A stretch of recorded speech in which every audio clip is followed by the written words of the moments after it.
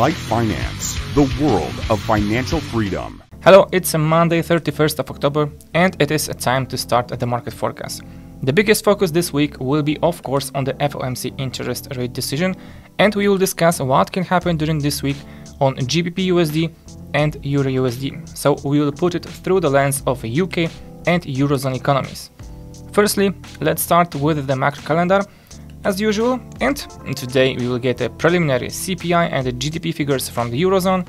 On Tuesday will be published the manufacturing PMIs from Great Britain and the US, but also OPEC will hold a meeting where we will get new information as for the future supply of oil. Next on Wednesday we will get ADP data, crude oil inventories, and finally the FOMC rate decision along with the statement where we will most likely get a 75 basis point rate hike. On Thursday another round of PMI again from the UK and the US, and this time Bank of England will most likely also raise the rates by 75 basis points. On Friday, labor data from Canada along with business activity PMI. And as usual on the first Friday of the month we will get NFPs, which will be slightly in the shadow of the FOMC meeting. And so, the fall of business activity to 47.1 in October, the lowest level in the past 21 months, and the third consecutive reading under the critical level of 50, indicated the UK economy is in a recession. And so at the same time, the Bank of England has to raise the repo rate to counter the record high inflation, which is the highest in few decades, and that worsens the recession. The US economy, not burdened with Brexit and energy crisis or political cataclysm, looks much better, which pushes the GBP USD down. However, the USD is also under pressure as the Fed's monetary restriction seems to be slowing down. Investors believe the US economic activity and inflation have reached their highs. As a result, rumor has it that the federal funds rate will also rise to its peak soon, just like the USD index. So considering inflated speculative longs in the USD, any unpleasant news result in huge sales. So the markets have already burned their fingers a few times this year, so they cautiously treat the idea of slower monetary restrictions and fear FOMC's meeting in November. So if the Fed remains determined to combat inflation and does not give any hints about a 50-point federal funds rate hike in December instead of a 75-point hike, the USD will keep its high status on the market.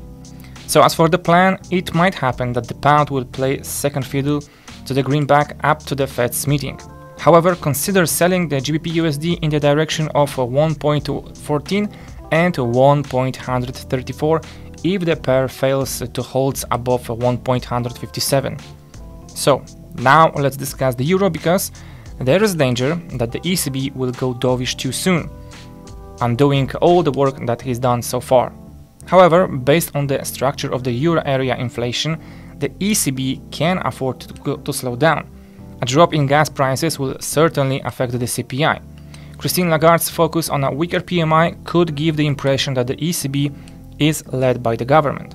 Italian Prime Minister Giorgia Meloni called monetary tightening a reckless decision, while French President Emmanuel Macron expressed concerns that the central banks were destroying demand.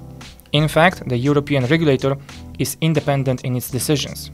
A slowdown in the economy can push the Fed to slow down monetary tightening.